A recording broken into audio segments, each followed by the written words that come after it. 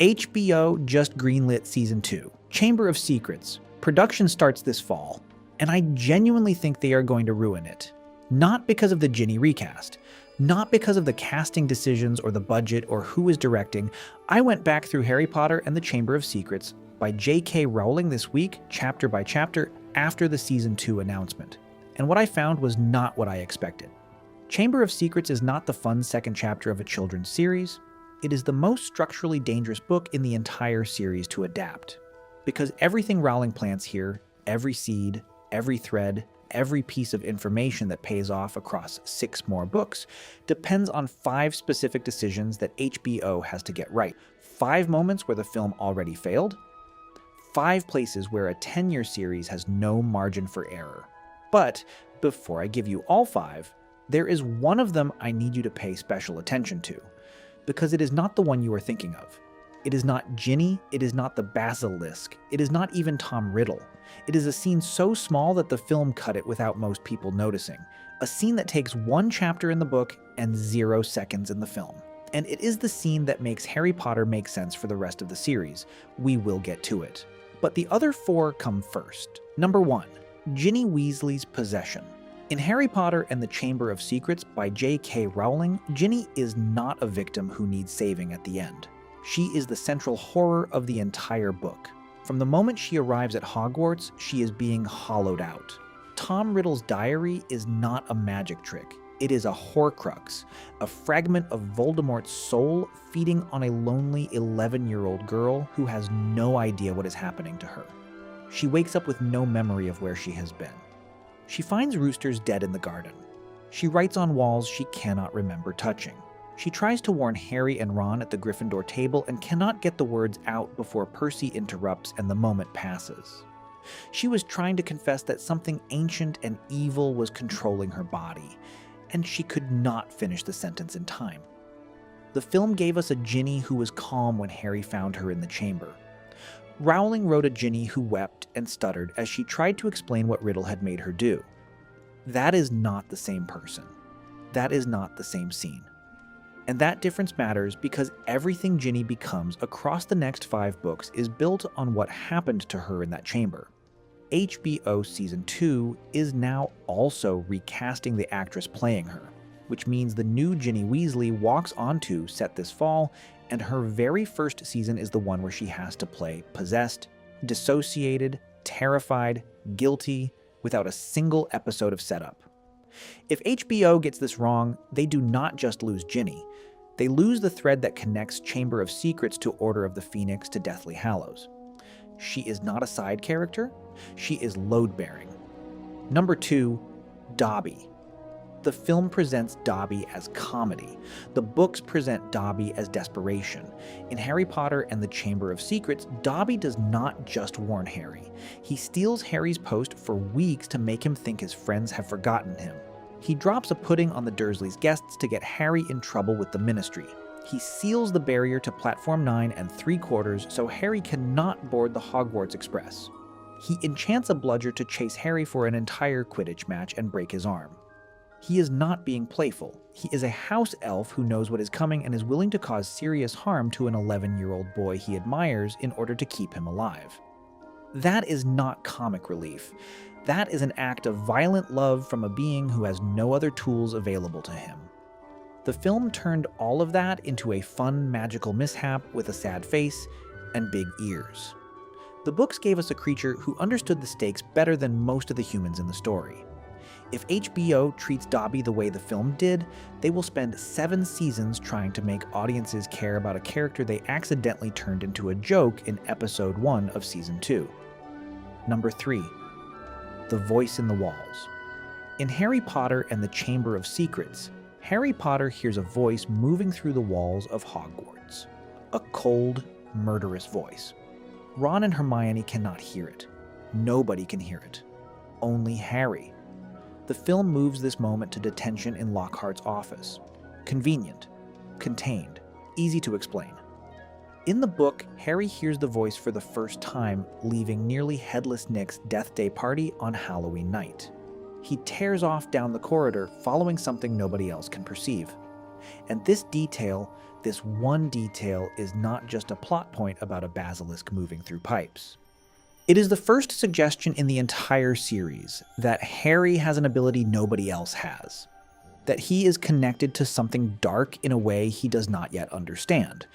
We will not understand why until Harry Potter and the Goblet of Fire by J.K. Rowling, and we will not fully understand why until Harry Potter and the Deathly Hallows by J.K. Rowling, Chapter 17, when Dumbledore tells Harry that Lord Voldemort accidentally made him a Horcrux the night he survived the Killing Curse. The voice in the walls is the beginning of that thread. It is the first time the books show us that Harry and Voldemort share something that nobody else does. If HBO moves it to Lockhart's office the way the film did, they cut the thread before it begins. Only a small fraction of people watching this have subscribed to Potter Files.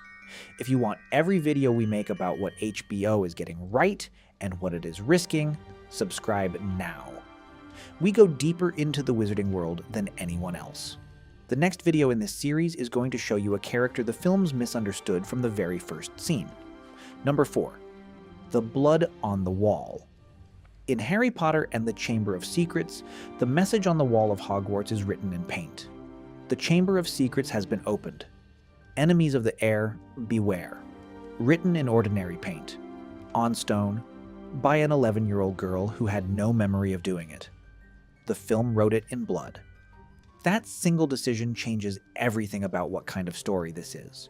Paint is sinister precisely because it is ordinary. Someone took paint and wrote those words. Deliberately. Calmly. While students slept. Blood is horror movie shorthand. It tells the audience how to feel. Paint makes the audience work for it. Rowling's version is more frightening because it trusts you. The film's version explains the fear before you have had time to feel it.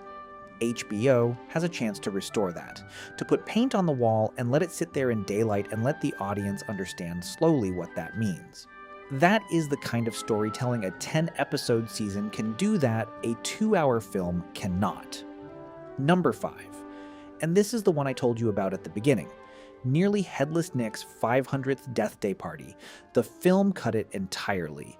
Not shortened, not condensed, gone.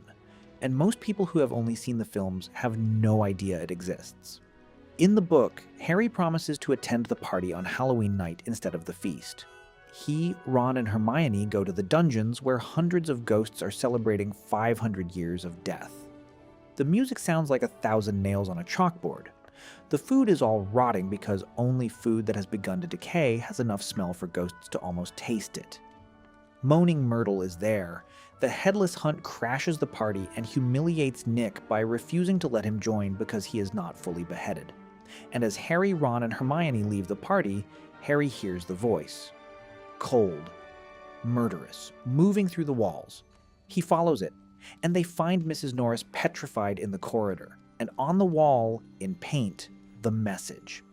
The film moved the voice to Lockhart's office and removed the party and lost both threads at once. But here is why the Deathday Party matters beyond the plot. It is the chapter where the wizarding world's relationship with death is shown in full for the first time. Ghosts who chose to remain rather than move on. A ghost who is excluded from the community of his own kind because his death did not meet the required standard. Food that has to rot before the dead can experience it. A party that is technically a celebration of 500 years of not moving on. Rowling spent an entire chapter building a portrait of what it means to be caught between life and death in this world. That portrait matters because Lord Voldemort is a man who has spent his entire existence refusing to accept death. Tom Riddle becomes Voldemort. Voldemort splits his soul into 7 pieces. All of it because he cannot do what Nearly Headless Nick did. He cannot simply stay. The Deathday Party is not a fun side chapter. It is the thematic foundation of the entire series, sitting in Chapter 8 of Book 2. And the film walked past it. HBO has 10 episodes. They have no excuse. If they cut the Deathday Party the way the film did, they are not just cutting a scene. They are cutting the moment where Chamber of Secrets tells you what the whole story is actually about. Not Voldemort, not Harry, death, and the different ways people choose to face it. The HBO Harry Potter series premieres Christmas Day 2026. Season 2, Harry Potter and the Chamber of Secrets, enters production this fall. Showrunner Francesca Gardiner, the Emmy Award-winning writer from Succession. Director Mark Mylod, who directed Succession and Game of Thrones. Producer David Heyman, who produced all 8 original Warner Bros. Films. Executive producer J.K. Rowling with full creative oversight. 5 decisions. 5 places where the original Warner Bros. Film made the wrong call and paid for it across the rest of the series. 5 places where HBO has no margin for error. Ginny's possession, Dobby's desperation, the voice in the walls, the paint on the wall, and a party for the dead that the films never threw. Get those 5 right, and Chamber of Secrets becomes the season that justifies everything that comes after it. Get them wrong, and no amount of practical effects or 10-episode runtimes will save what is coming.